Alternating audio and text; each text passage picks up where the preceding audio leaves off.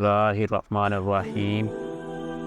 آج ہم جانیں گے کہ اکثر ہمیں سننے میں ملتا ہے کہ جو بیوی ہے وہ بد زبان ہے، یا اگر خاوند پاس جانے کی کوشش کرتا ہے تو وہ بد زبانی کرتی ہے یا عزت سے پیش نہیں آتی۔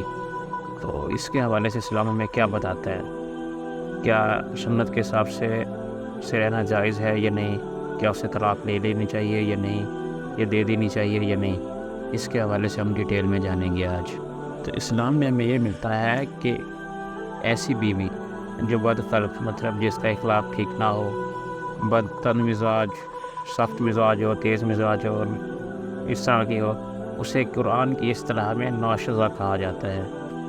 اس کی فقہی تعریف جو ہے وہ یہ ہے، یعنی کہ ایسی عورت جو کسی شرعی جواز کے بغیر اپنے شوہر کے گھر سے نکلے وہ ناشزا کہلاتی ہے۔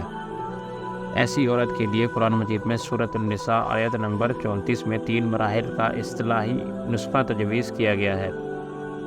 پہلے مرحلے میں اسے نرمی سے سمجھانے کی کوشش کی جائے، مطلب اسے نرمی سے سمجھایا جائے کہ شاید وہ سمجھ جائے۔ اگر یہ تدبیر کارگر نہ ہو، اس سے وہ نہ سمجھ رہی ہو، تو اس کی خوابگاہ الگ کر دی جائے، مطلب اسے الگ سونے کے لیے بستر دے دیا جائے، الگ سلا دیا جائے۔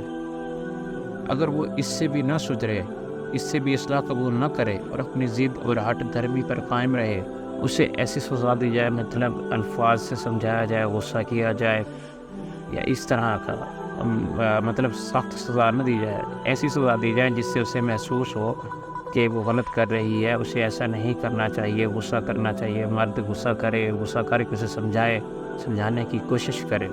اگر وہ ان تینوں طریقوں میں سے کسی ایک طریقے پر بھی مان جاتی ہے اور اصلاح کر لیتی ہے اپنی، تو آپ بغیر کسی انتظامی کارروائی کے کھلے دل سے اسے اپنا لو اور اس کے ساتھ کوئی بھی زیادتی نہ کرو۔ لیکن اگر وہ نہیں مانتی اور وہ اپنی ہٹ دھرمی اور ضد پر قائم رہتی ہے، تو ایسے کوشش کریں، ایسے طریقے سے اپنی راہیں جدا کر لیں۔ اسلام نے ہمیں طلاق کا جو حکم دیا ہے وہ اس لحاظ سے ہی دیا ہے کہ ہم کوشش کریں کہ اگر اس طرح کی کوئی نوبت آ جائے یا حالات آ جائیں کہ اگر کوئی ہمارے ساتھ نہیں رہنا چاہتا یا کوئی وہ نہیں کرنا چاہتا تو ہم اسے طلاق دے دیں، لیکن پہلے ہم ان تین جو سٹیپ ہوں گے ان کو فالو کریں گے، اس طریقے سے انہیں سمجھانے کی کوشش کریں گے۔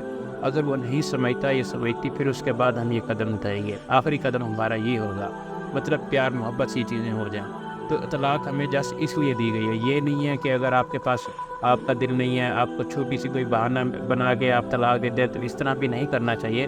اگر یہ چیزیں ہوں تو پھر آپ دونوں اپنی مرضی سے راہیں جدا کر سکتے ہیں۔